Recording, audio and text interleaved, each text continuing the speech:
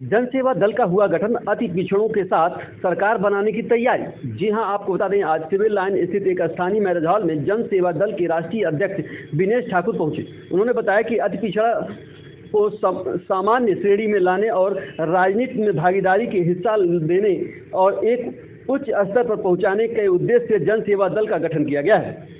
उन्होंने यह भी बताया कि 2027 की चुनाव में हम पूरे उत्तर प्रदेश में सभी सीटों पर चुनाव लड़ेंगे, जिससे जितनी भी भागीदारी होगी उसी हिसाब से टिकट दिया जाएगा, क्योंकि इस समाज के लोग अभी तक किसी भी ऐसे पद पर नहीं पहुंचे हैं जिससे वह अपने समाज की भलाई कर सके। हमारा उद्देश्य सांसद और विधायक हमारे ही समाज का हो और हमारे समाज के लोगों का उत्थान करें। इसी सोच को लेकर हम पूरे उत्तर प्रदेश में भ्रमण कर रहे हैं और जगह जगह कार्यकर्ता सम्मेलन, कार्यकर्ताओं को जोड़ने का काम कर रहे हैं। हमारे पूरे उत्तर प्रदेश में 40% हमारी भागीदारी है, लेकिन फिर भी हमारे समाज का अभी तक कोई न विधायक हुआ है न है सांसद। अब हम अपनी लड़ाई खुद लड़ेंगे और अपने विधायक और सांसद चुनकर देश के उच्च सदन तक भेजेंगे। मैंने एक पार्टी का गठन किया है जिसका नाम जनसेवा दल है। उस जनसेवा दल के विस्तार के लिए मैं जिला घूम रहा हूँ।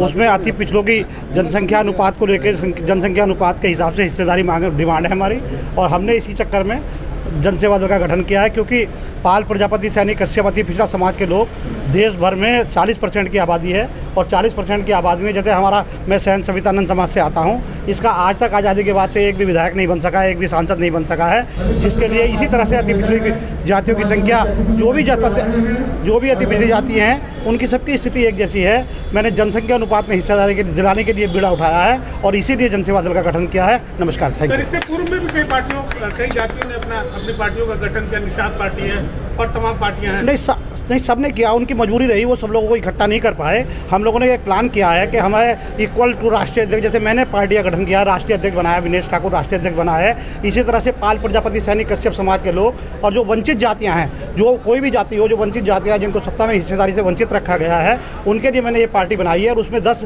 जैसे इक्वल मैं रहूँगा।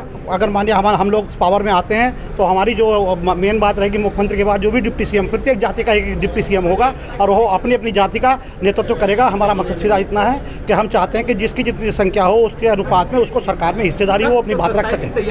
हाँ, 27 की तैयारी है 100%। 403 सीटों में चुनाव लड़ेंगे और हम जो है जनसंख्या अनुपात में टिकट बांट करके, जनसंख्या जैसे जिसकी 5% जनसंख्या है उसको 5% टिकट देंगे, जिसकी 3% है उसको 3% देंगे। हमारा 6% वोट सैन सवितानंद समाज का वोट जो है वो 6% उत्तर प्रदेश में है और देश भर में है। अभी बिहार की जनगणना के अनुसार 40% की आबादी इनकी निकली है और 40% की हिस्सेदारी इन लोगों की होनी चाहिए। लेकिन कोई भी पार्टी रही हो, उस पार्टी ने किसी ने इनको हिस्सेदारी देने का काम नहीं किया।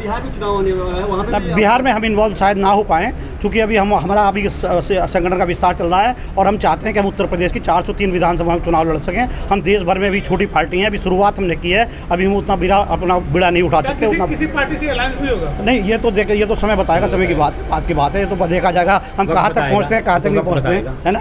Thank you. ठीक है।